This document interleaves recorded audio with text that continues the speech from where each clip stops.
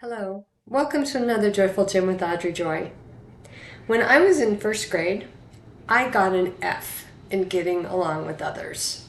And that makes me sound like an absolutely horrible brat of a child, doesn't it? Well, that's really not what happened. Allow me to explain. I was born into a world of adults. There were my parents, of course, but then I have an older brother and sister that are 15 and 12 years my senior. They were both quite enthralled with their little sister. They played with me, they read to me, they helped see to my needs. And then there was the small army of hired men that came to our home every summer and fall to help with all the farm work and the cattle. It was a pretty cute little thing, blonde curls, big blue eyes. And I was born, I believe, with a dislike of the word no. If you don't believe me, watch episode 42, Don't Tell Me No. So, if person number one wouldn't play with me or read to me or get whatever it is I wanted, then I just moved on to the next person and the next person and the next person until I found someone who would indulge me. Another factor in my failing grade was no preschool or kindergarten. Now, Mom was a teacher, so when I started first grade at our country school, I knew my shapes and colors, I could count to 100, I knew the alphabet, I could even read some basic words. Since it was a country school, this teacher had grades 1 through 3 in her classroom.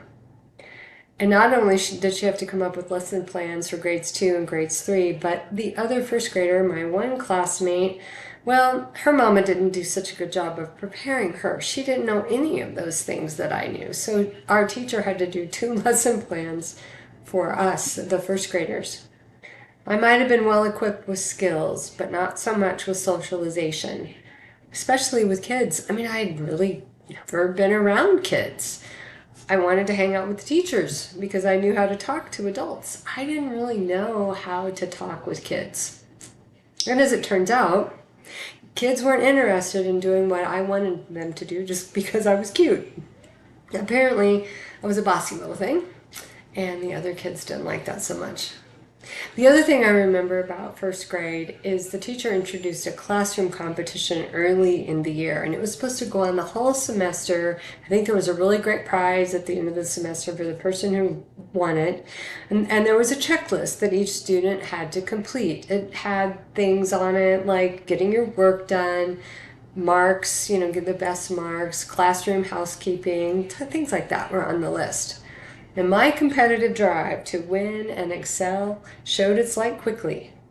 Well, when I won handedly 6 weeks in a row, the teacher discontinued the competition. I was miffed at the teacher, and I have a feeling I was maybe not really humble about my winning streak. So when I came home with an F on my midterm marks, everything was outstanding, except for that one big fat red F. Throughout the rest of my schooling, my folks always rallied around me and helped me overcome obstacles when I was struggling with something. But this one, well, let's just say Mom blew a gasket. The next morning, there was a very loud and heated argument between Mom and teacher in the coat room. Kind of embarrassing, if I recall.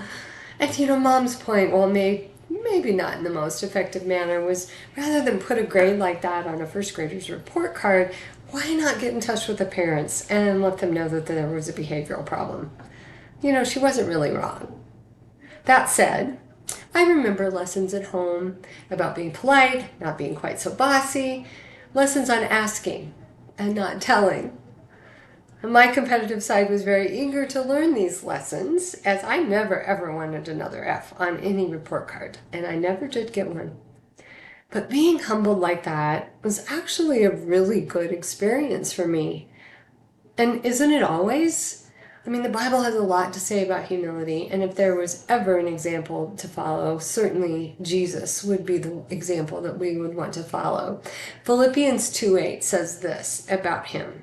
And being found in appearance as a man, he humbled himself by becoming obedient to the point of death, even death on a cross. God is opposed to the proud, and he will humble those who need it, even bossy 6-year-olds. If you found value in this gem, share it with a friend and subscribe to my YouTube channel, Joyful Gems with Audrey Joy. You can also follow me on Facebook. This is for me.